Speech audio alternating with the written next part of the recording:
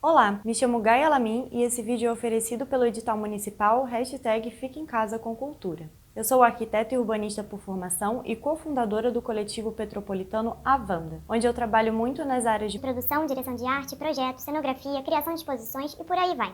Hoje vou falar para você sobre a arquitetura histórica petropolitana e seu destaque na cenografia de grandes produções audiovisuais nacionais. A minha proposta é aproximar a arquitetura das artes, já que para muitos a arquitetura está fortemente e apenas ligada ao setor da construção civil. Para isso, eu quero começar falando de uma denominação que eu acho um tanto errada. Você sabe o significado de locação? No dicionário, você vai encontrar diversas definições, como ato ou efeito de locar, aluguel, arrendamento, demarcação das linhas gerais básicas de uma obra e a definição que estamos procurando: locação. Local fora do estúdio cinematográfico, onde são filmadas cenas externas. Se formos pelo dicionário, qualquer take gravado fora de um estúdio foi gravado em uma locação. Procede? Mas como mencionar um espaço de gravação como apenas uma locação, quando o mesmo faz parte indispensável do cenário? Esse é o caso dos exemplos que vou passar aqui. E espero que ao final do vídeo você possa concordar comigo que quando a gente escolhe um local para gravar por causa de sua aparência estética, ele deve ser chamado de cenário,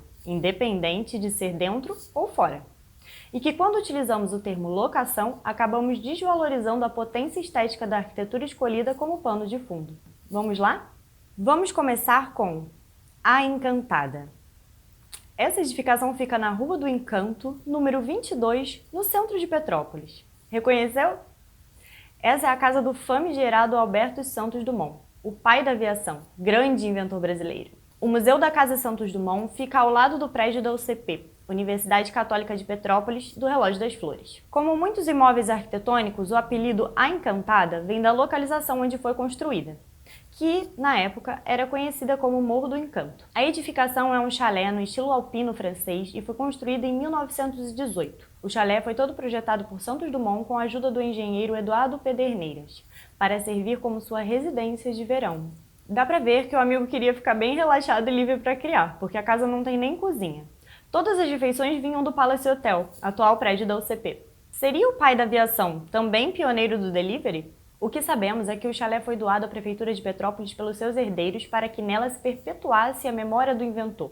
Em 2012, a Encantada ganhou o Centro Cultural 14 Bis como anexo, que promove acessibilidade e maquetes táteis para o visitante. O local já reabriu para visitações com testagens de temperatura e seu museu conta com acervo de objetos, livros, cartas e mobiliário que pertenceram ao inventor. Crianças até 6 anos e maiores de 65 anos ganham acesso livre. Eu trouxe a Casa de Santos Dumont como exemplo porque a edificação foi um dos sets de uma produção nacional bem recente. Santos Dumont, uma minissérie da HBO que foi lançada no final de 2019 e conta a história do aviador brasileiro. O legal é que tem muito material de bastidores da série e a gente consegue a palavra de quem realmente participou da produção. Nessas entrevistas de bastidores, o caracterizador Irandê Holanda fala sobre um ponto super pertinente para o que a gente está falando. Ele diz que construir época é um projeto grande, exige tempo e profissionais específicos que saibam construir essa época. Muitas coisas precisam ser recriadas e isso não é diferente no cenário. E são nesses momentos que a arquitetura é de suma importância. Recriar todos os ambientes de uma produção audiovisual é um mega trabalho e requer bastante tempo, profissionais e recursos. Principalmente quando falamos de uma minissérie que se passa em diversos locais. O próprio produtor Roberto Rios revela nessas entrevistas nos bastidores que eles utilizaram diversos locais e palácios no Rio de Janeiro para transmitir fielmente a atmosfera da época da virada do século XIX para o século XX. Produtoras maiores, como a HBO, realmente dispõem de mais tempo e recursos do que em produções audiovisuais independentes. Porém, economizar na criação de cenários do zero permite o remanejamento do tempo e dos recursos para outras áreas do projeto. Um fato divertido dessa minissérie é sobre o avião 14 Bis. Aquele mesmo, da réplica ali no Centro Histórico, perto da Praça da Liberdade. Embora essa cena da minissérie não tenha sido gravada em nossa réplica petropolitana, a produção utilizou na gravação uma réplica de um fanático por Santos Dumont. Como Dumont não deixou projetos do avião, Alan Calassa descobriu como construir o 14 Bis a partir de relatos de vida e de obra do aviador. A réplica até levanta voo e, como o próprio diz, tem 99% de originalidade, como foi feito o 14 Bis de 1906. Para a reprodução dos voos, alguns objetos tiveram sua base construída e movimentada por guindastes, trabalhando a finalização estética do objeto na pós-produção. Tá aí um bom exemplo de como remanejar o tempo e o recurso economizado na utilização da arquitetura como cenário, a pós-produção. As edificações marcantes na cor amarela do complexo do Palácio Rio Negro são um dos destaques do Centro Histórico Petropolitano. Localizado na Avenida Queller, o Palácio Rio Negro é a principal edificação do complexo. Foi construído em 1889 pelo engenheiro Antônio Januzzi, por encomenda do comerciante de café Manuel Gomes de Carvalho, conhecido como Barão do Rio Negro. Costumam identificar o estilo da construção como neoclássico, porém, o complexo do Palácio Rio Negro foi objeto de caso do meu TCC e me foi afirmado, de acordo com documentações do próprio Instituto Brasileiro de Museus, que na verdade seu estilo é proto-eclético, que assim como o neoclássico, teve forças entre as últimas décadas do século XVIII e as primeiras do século XIX. Só que o proto-eclético é reconhecido por desvios na obra dos arquitetos que eram comprometidos com o neoclassicismo ou o neogótico. Tá aí uma leve diferença técnica, já que estamos falando de arquitetura. O local já abrigou diversas funcionalidades. Foi residência, foi do Exército, foi da República, foi sede administrativa da Prefeitura Municipal e já até chegou a ser hipotecada pelo Banco da República do Brasil. Em 1903, sob os cuidados do governo federal, o Palácio Rio Negro se tornou a residência oficial dos presidentes da República, recebendo de Ernesto Geisel a Luiz Inácio Lula da Silva. Atualmente, o complexo do Palácio Rio Negro é administrado pelo Instituto Brasileiro de Museus, o IBRAM, e a edificação do palácio se tornou um museu dedicado à memória da República. Devido ao momento atual, o palácio está temporariamente fechado para visitação, mas usualmente a visita é livre, ou seja, é só chegar, assinar o livro de visitantes para conhecer mais desse monumento e sua história. O complexo do Palácio do Rio Negro, na novela Lado a Lado. A novela Lado a Lado da Globo se ambienta num Rio de Janeiro do início do século XX, trazendo histórias dos primeiros anos da República e a decadência das famílias dos barões de café. E a trama envolve personagens como Constância, uma ex-baronesa que perdeu muito dinheiro com o advento da República e, naquele estilo cabuloso de trama de novela, busca casar sua filha com o filho de um poderoso senador para reconquistar seus tempos de luxo e poder. E não é que o casamento aconteceu? E que cenário petropolitano poderia se encaixar mais com essa trama de barões de café e república do que o Palácio Rio Negro? Foi então que, em 2012, o jardim frontal do Palácio Rio Negro foi utilizado para abrigar este casório bem chique. A cena da festa do casamento tem diversos takes, captando diferentes ângulos do complexo. As edificações amarelas tão marcantes se tornam o pano de fundo da cenografia dessa festa, transmitindo a exata atmosfera esperada para o enredo da novela. Petrópolis integrou a cenografia de diversas cenas da novela. Por causa do tombamento paisagístico e da preservação das edificações, o centro da cidade foi escolhido para representar os bairros Catete e Botafogo, onde ficavam os grandes casarões dos barões na época. Além do Palácio Rio Negro, que foi cenário da casa de um barão do café, na mesma rua, a edificação que abriga o Banco Santander foi utilizada como cenário da residência dos casados da trama. Numa entrevista para a matéria do Globo, o diretor da novela Denis Carvalho até comenta que a escolha de Petrópolis para as cenas veio da necessidade da produção, que precisava de casas com uma arquitetura sem interferências modernas. Já que até com Projac, em seu auge nos anos 2000, a Globo escolhe a cidade como locação, mais uma vez fica claro como a arquitetura é importantíssima na composição de cenário. Por isso, eu te convido a remodelar a sua ideia de locação aqui comigo. Vamos deixar de lado a semântica da palavra, que está super vinculada com o ato de alugar, arrendar algo. Vamos dar um pouco mais de crédito a essas locações e entender que a partir do momento que uma edificação é escolhida por seu elemento visual, ela se torna essencial na produção e deve ser considerada como parte da cenografia. Nesses momentos, a arquitetura é indispensável. Ela compõe a atmosfera e seria errado a gente definir esse tipo de espaço como o dicionário define. Qualquer locação fora do estúdio cinematográfico onde cenas de uma produção audiovisual são gravadas. E, diretamente do túnel do tempo, menciono rapidamente a novela Direito de Amar, da Rede Globo. Lançada em 1987, a produção audiovisual foi inspirada em uma radionovela. Sim, radionovela. A Noiva das Trevas, escrita na década de 1950 por Janete Claire, nascida Janete M. Dias Gomes, escritora brasileira e autora de folhetins para rádios e televisão. Em Direito de Amar, a produção também utilizou as ruas da Avenida Queller como cenário, e teve diversas cenas gravadas na Casa dos Sete Erros. A mansão Tavares Guerra foi apelidada de Casa dos Sete Erros por causa da aparência de sua fachada, que mesmo mantendo uma simetria, tem diversas diferenças nos detalhes entre um lado e o outro, que se complementam de uma maneira bem lúdica. Um fato interessante é que essa fachada foi inspirada no rosto humano, que, é perfeitinho, tortinho, do jeito que ele é. A casa também está no imaginário petropolitano por seu envolvimento em uma lenda urbana. O papo que corre por aí é que num tempo em que a casa esteve fechada, houveram vários relatos de pessoas vendo a silhueta de uma mulher aparecendo na janelinha do sótão. Na real, ela tem uma capela bem bonita. A questão é que a casa é toda diferentona, lúdica e super cenográfica. O lugar perfeito para um conto de terror. Bom, Não é bem um conto, tá mais pra mais uma novela mesmo. A novela Esplendor, lançada pela Globo nos anos 2000, é daquelas tramas bem dramáticas, trabalhadas no suspense. Já começa com tragédia, colisão de avião, doença rara no coração, cicatrizes e a presença de Flávia Cristina, a jovem doce que veio do Rio de Janeiro fugida por ser acusada de um crime que não cometeu. É enredo para um bom filme de terror ou não é? Na novela, a casa fica na cidade fictícia de Esplendor, no maior pico, na beira de um penhasco. Na real, a mansão Tavares Guerra fica na Avenida Ipiranga, bem no centro de Petrópolis. Em Esplendor, o potencial estético da arquitetura da casa se tornou o cenário perfeito para uma história, digamos, sombria. O responsável pela construção foi o engenheiro Carl Spangenberger. E esse jardim frontal bonitão é obra de Auguste Glaziot. É um cara conhecido pelos seus jardins diferenciados. Com as obras da Casa dos Sete Erros tendo início em 1879 e terminando em 1884, a mansão, que embora tenha essa fachada que remete ao estilo vitoriano, é uma construção eclética, o que fica muito mais perceptível no seu interior, com uma decoração bem opulenta e ornada, típica do ecletismo. E a casa não fica muito atrás da de Santos Dumont, não. Também é cheia de invençõezinhas.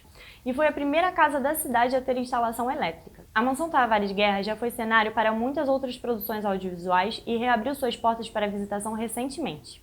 Às quartas-feiras, a entrada é gratuita para moradores de Petrópolis, mediante a comprovação. Outra edificação icônica que merece ser mencionada é o Palácio Quitandinha. Inaugurado em 1944 como o Hotel Cassino Quitandinha, foi projetado por Joaquim Rolla e Antônio Faustino para ser o maior hotel-cassino da América Latina. Por fora, predomina o estilo normando-francês. Por dentro, tem uma decoração bem suntuosa, no estilo hollywoodiano, o que faz do Palácio Quitandinha o exemplo perfeito de arquitetura edificada como cenografia. Mas o que é esse tal de estilo hollywoodiano? É isso mesmo, um estilo baseado em cenários de filmes de Hollywood. A parada é que o empresário Joaquim Rolla buscava transmitir todo o glamour e a grandiosidade do universo cinematográfico que estava em alta para tornar o seu empreendimento atrativo mundialmente. E que grandiosidade, né? A edificação tem 50 mil metros quadrados e 6 andares, 440 apartamentos e 13 grandes salões com até 10 metros de altura. Sem falar que um dos seus ambientes, o Salão Mauá, tem uma cúpula que fica entre as maiores do mundo, com 30 metros de altura e 50 metros de diâmetro.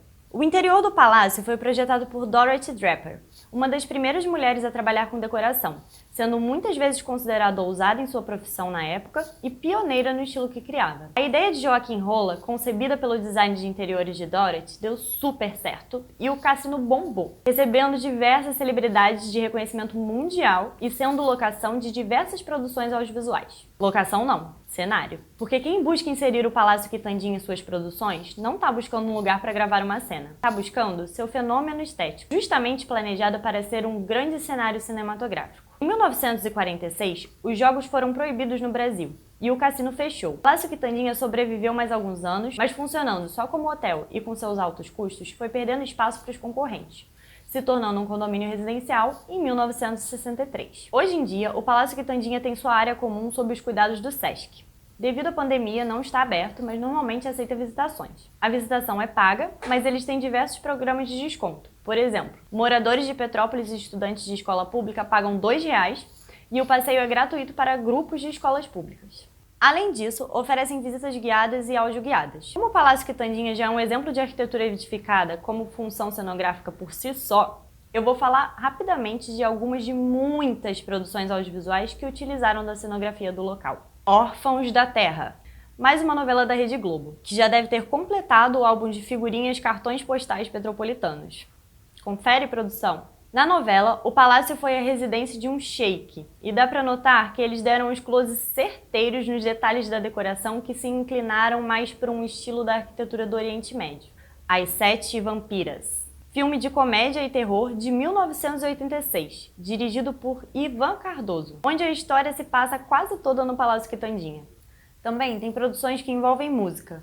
Nada mais justo para um cenário reconhecido por receber, por anos, diversas atrações musicais em meio a apresentações de dança e teatro. Olha, exemplos. Tem a minissérie Maísa, Quando Fala o Coração, de 2009, Dalva e Erivelto, Uma Canção de Amor, mais uma minissérie, dessa vez sobre a história de grandes ícones da era da rádio brasileira. E o musical de comédia É Fogo na Roupa, lá de 1952, que é sobre uma convenção nacional de mulheres casadas que está rolando em um luxuoso hotel em Petrópolis. E falando de música, Você não achou que eu ia falar de produções audiovisuais e deixar videoclipe de fora, né? Se lembra desse hino? Pega a sua inveja e vai pra... E você se lembra do cenário do clipe?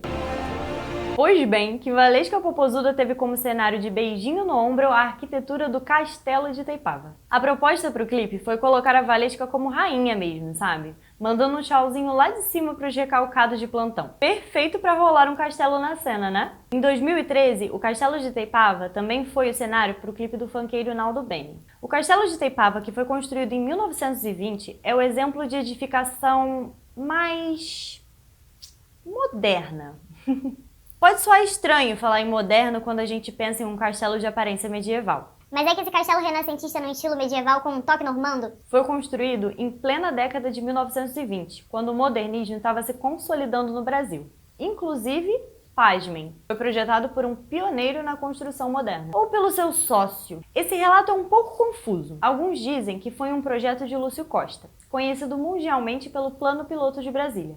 Outros afirmam ser um projeto de seu sócio e amigo Fernando Valentim. A fofoca que rola nos grupos de arquitetura é que o projeto também é de Lúcio sim, mas que ele se absteve do título por conta de ser um projeto super contraditório com o movimento modernista. O que sabemos de fato é que, Como a própria administração do Castelo de Itaipava informa, os créditos do projeto são do arquiteto Fernando Valentim, já que Lúcio Costa acreditava a responsabilidade pelo projeto totalmente a seu antigo sócio. Fora esse telefone sem fio todo, pelo castelo ter sido construído em uma época muito mais para frente do que a medieval, a edificação se encaixa no que chamamos na arquitetura de falso histórico, que é passar a impressão de que uma edificação foi construída fora do seu tempo real. Por isso, é importante ressaltar que o exemplo do Castelo de Itaipava nesse vídeo não é sobre construção histórica, mas a edificação também faz parte do circuito turístico de Petrópolis, está presente no imaginário coletivo da população e, acima de tudo, é um baita espaço cinematográfico, como comprovado pela escolha do cenário do palácio em diversas produções audiovisuais. Já rolou gravação de novela e até um filme do Didi de 1998. Simão, o Fantasma Trapalhão. Atualmente, o Castelo de Itaipava é um espaço privado que abriga eventos, lojas, restaurantes, hotel e está aberto para as visitações. Como casa de festas, o espaço abre até hoje diversas possibilidades de cenografia no audiovisual, principalmente na área de registros de eventos e casamentos. Agora,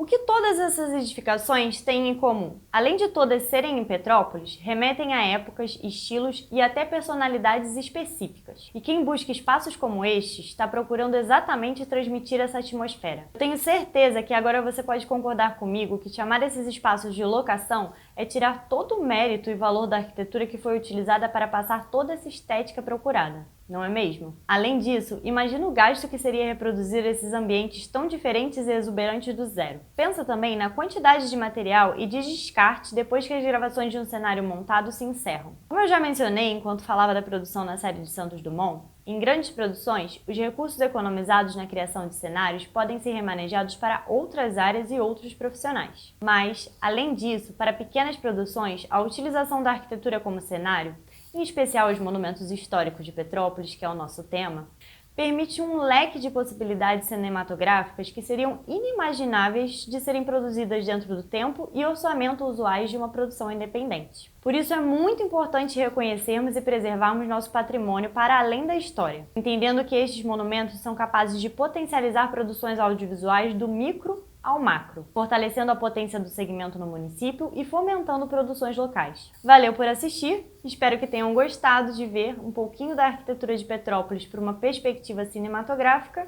e até a próxima!